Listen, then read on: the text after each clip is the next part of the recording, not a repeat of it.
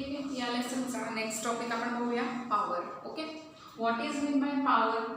So power is the rate at which the work is done. ठीक आहे, आपण जे काही काम करतो, कार्य करतो, ठीक आहे, वर्क जे काही करत असतो त्याचा तो वर्क करण्याचा किंवा ते वर्क परफॉर्म होण्याचा रेट जो असतो तो डिफरंट असतो. म्हणजे फॉर एक्झाम्पल तुम्हाला उदाहरणं दिलेली आहे की will you fill the overhead water tank with the help of a bucket or an electric motor.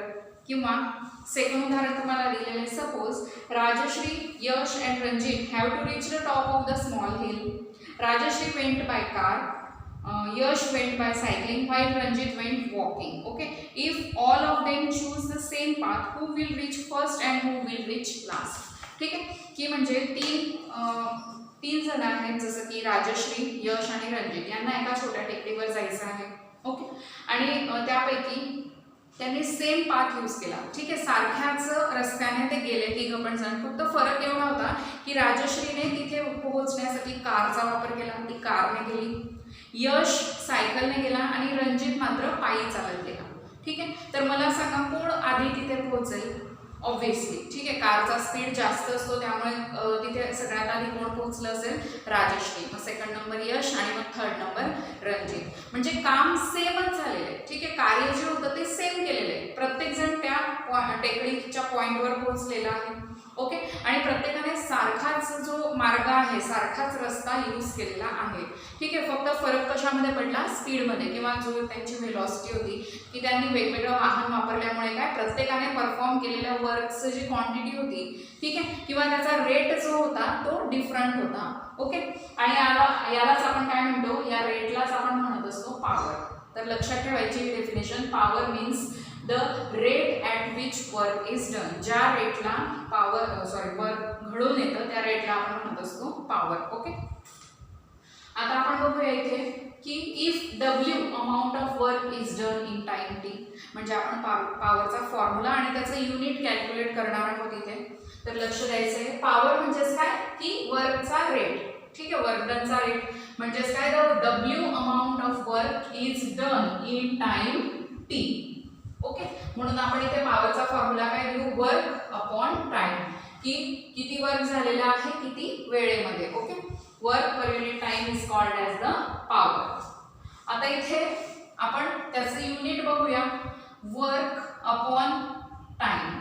Okay, वर्कचं युनिट आहे वर्क डन. आपण कशामध्ये मोजतो? वर्क डन आपण मोजतो जूलमध्ये, आणि टाइम आपण कशामध्ये मोजत असतो? सेकंडमध्ये. ओके, म्हणून पॉवरचं युनिट काय झालं? Joule per second. ओके, पॉवरचं युनिट काय? Joule per second. आणि यालाच आपण नाव दिलेलं आहे वॅट. ओके, ज्या सायंटिस्टने याच्याबद्दल शोध लावला त्याचं नाव होतं जेम्स वॅट. ओके, तुम्ही नाव ऐकलेलं आहे सायंटिस्टचं, आणि म्हणून त्याच्याच ओनरमध्ये या पॉवरचं युनिट काय दिलं गेलं? Watt. Okay, joule per second, त्याला आपण काय म्हणतो? वॅट. पॉवर इज काउंटिंग किंवा power is measured in the watt. ठीक आहे, आणि वॅट म्हणजे काय? एक वॅट म्हणजे किती? 1 joule per second. Okay, 1 joule per 1 second is called as the 1 watt power. Okay, आता आपण पॉवर वेगवेगळ्या म्हणजे वेगवेगळ्या फील्ड्समध्ये यूज करत असतो. ठीक आहे, तर इंडस्ट्रियल फील्डमध्ये जे आपण पॉवर यूज करतो, इंडस्ट्रियल फील्डमध्ये म्हणजे जे काही इंडस्ट्रीज वगैरे असतात, मोठमोठे कारखाने, तिथे ज्या मशिनरीज वगैरे असतात, ज्या मोटर वगैरे असतील, त्यांची पॉवर जी असते ती स्पेसिफिक युनिटमध्ये मोजली जाते, ती वॅटमध्ये मोजली जात नाही. ठीक आहे, तर ती मोजली जाते हॉर्स पॉवरमध्ये. इंडस्ट्रियल यूजमध्ये पॉवर कशात मोजली जाते? हॉर्स पॉवर या युनिटमध्ये. ओके, आणि हॉर्स पॉवर म्हणजेच काय? 1 हॉर्स पॉवर. तुम्ही बघितलं असेल 1 HP. ठीक आहे, एखाद्या मोटरच्या किंवा इलेक्ट्रिकच्या दुकानात जर तुम्ही गेले असाल कधी, सपोज आपली पाण्याची मोटर घ्यायला गेले, ठीक आहे, मग पप्पांसोबत वगैरे गेले असाल कधीतरी, तर तिथे तुम्हाला बघायला मिळेल की पप्पा म्हणजे वेगवेगळ्या व्हरायटीच्या तिथे मोटर्स तुम्हाला दिसतील, वेगवेगळ्या पॉवरच्या मोटर्स तुम्हाला दिसतील. ठीक आहे, आणि तिथे ती पॉवर जी असते त्या पर्टिक्युलर मोटरची, त्या मशिनरीची, ठीक आहे, जी की इंडस्ट्रियल यूज केली जाते, तिची जी पॉवरची अमाऊंट आहे ती मोजली जाते हॉर्स पॉवर या युनिटमध्ये. ठीक आहे, हॉर्स पॉवर HP. ओके, किती HPची आहे? ओके, असं तुम्ही कॉमनली ऐकलं असेल बऱ्याच जणांच्या तोंडातून. तर 1 horse power. Horse power, 1 horse power म्हणजे किती? 746 वॅट. ओके, म्हणजे 746 वॅट एवढ्या पॉवरला आपण काय म्हणत असतो 1 HP.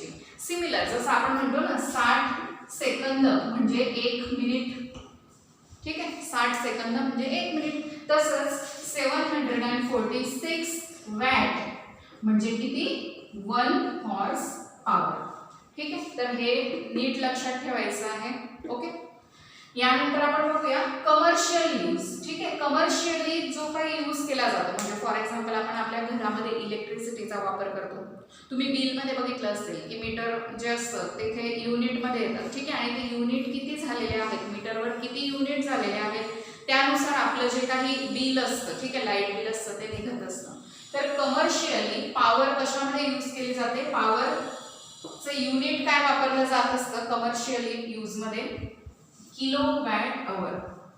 ठीक आहे, आता हे किलोवॅट अवर काय असतं, किलोवॅट म्हणजे काय 1 किलोवॅट पॉवर. 1 किलोवॅट पॉवर म्हणजे किती येईल ती 1000 वॅट.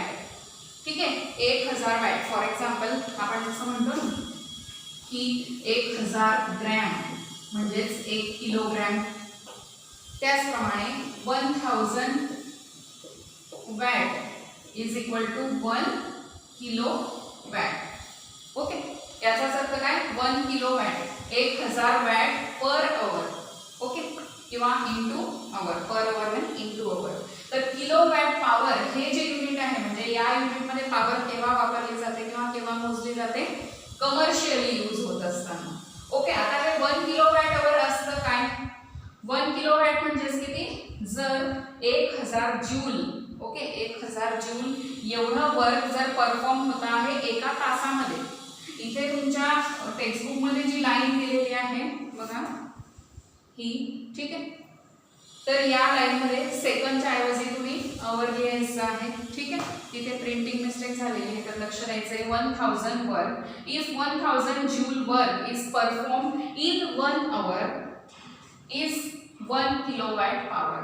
म्हणजे 1 किलोवॅट पॉवर म्हणजे नेमकी किती अमाऊंट असते की जेव्हा 1000 जूल एवढं वर्क आपण केलेलं आहे, एवढं कार्य केलेलं आहे किती वेळामध्ये, इन 1 आवर. ठीक आहे, 1000 जूल एवढं कार्य जर एका तासात घडत असेल तर आपण त्याला काय म्हणत असतो 1 किलोवॅट पॉवर. तर 1 किलोवॅट पॉवर आपण त्याला म्हणत असतो. ठीक आहे, आणि 1 किलोवॅट अवर म्हणजे किती की 1000 वर्क. ओके, जसं आपण पॉवरचा फॉर्म्युला बघितला, पॉवरचा फॉर्म्युला काय आहे वर्क अपॉन टाइम. वर्क किती आहे आपलं 1000 किलोवॅट. ओके, आणि इंटू अवर, किलोवॅट अवर आपण यूज करतोय म्हणून इथे 1 अवर आपण घेतला. ठीक आहे, 1 किलोवॅट पर 1 आवर.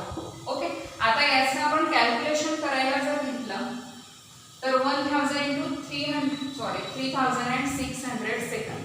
ओके, हे 3600 सेकंद कसे आले तर बघा 1 तास म्हणजे किती 60 मिनिट.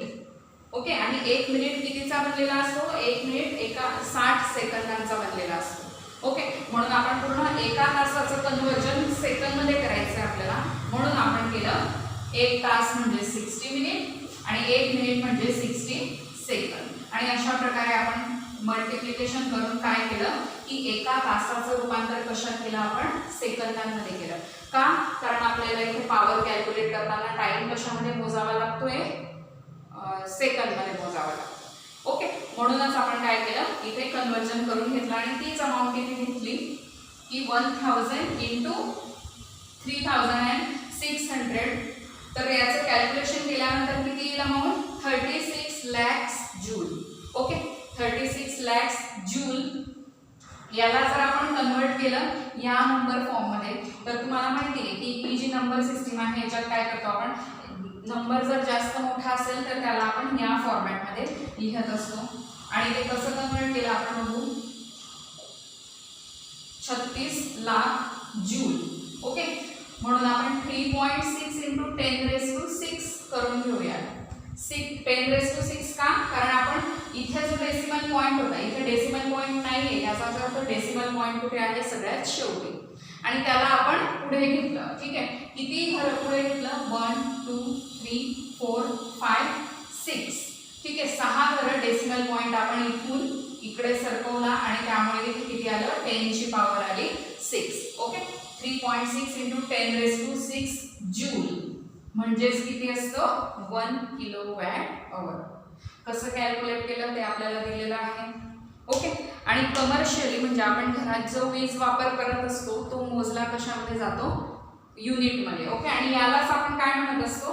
हे जे दिलेलं आहे 1 किलोवॅट अवर, या युनिटलाच आपण काय म्हणत असतो? आपल्या लाईट बिलमध्ये जे मोजत असतो आपण, ठीक आहे, तर त्याला आपण म्हणत असतो 1 युनिट.